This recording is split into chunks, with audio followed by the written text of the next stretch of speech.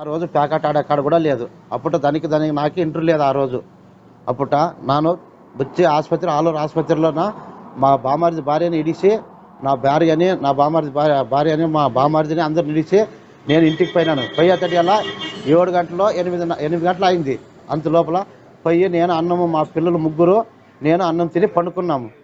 పండుకనింటే వాళ్ళే వచ్చి నన్ను రాత్రి 3 గంటలప్పుడు ఎత్తుకొని వెళ్ళిపోయినారు. నువ్వు ఎందుకు సార్ ఏళ్ళదప్పుడు వచ్చినారు అంటే నేను అడిగితే నువ్వు ఉకినే వచ్చి బండి ఎక్కరా అన్నారు. బండి ఎక్కంటే ఎందుకంటే అంటే ప్యాకెట్ వాళ్ళు సిక్కినారు కదా దానికే నేను తొలకదని చెప్పినారు ఎస్ఐ. దానికే తొలకపోతున్నామని వాళ్ళు కూడా చెప్పినారు. దానికోసమే నేను సరేలే సార్ పొద్దున్న 10 గంటలప్పుడు ఇప్పుడంటే నా చేత కాదు 10 గంటలకు పొద్దున్న బిలింగా పానని తొలకని అదే వస్తారంటే నేను చెప్పినాను. వాళ్ళు ఏం చెప్తా ముంచగా ఎక్క బండి అంటానని వాళ్ళు ఇక్కడ వచ్చి బండి ఎక్కిసుకున్నారు.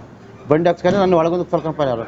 సార్ నాకు ఏడదప్పుడు తొలకని సార్ నాకు నా మొబైల్ కూడా మీరు తెలుసుకున్నారు. నాకు ఎవరికంటే ఫోన్ చేయాలా మీరన్నా ఫోన్ చేసేటట్లు బిల్లింగ్ అప్పుడు చెప్పండి అంటే అప్పుడు చెప్పినారు. బిల్లింగ్ ఏడదప్పుడు మేము ఇవన్నీ ఎత్తుకొని వచ్చినాము. పొద్దున్న నువ్వు వచ్చి ఏమన్నా మాట్లాడదంటే మాట్లాడుకొని పో అంటే చెప్పాను. అంతే. ఇంకేం జరిగింది ఇంకా అది వచ్చి పొద్దున్న 8 గంటల కల్లా అంటే పొద్దున్న 6 గంటలకే వచ్చేసినాడు నాతోకి.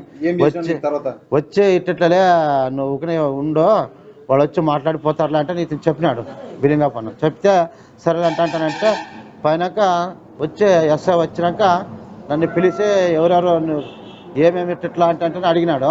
ఏం నాకు తెలియదు సార్ అట్లా ఎట్లా అంటానంటే అప్పుడు ఈయనకి అట్లా చెప్పలేదు ఇన్ని కట్లు కూడా కొట్టండి ఇన్ని అట్లయితే చెప్తాడంటేనని అప్పుడు కట్లు కూడా కొట్టిపించినాడు. అప్పుడు తట్టుకోలేక నేను ఒక 10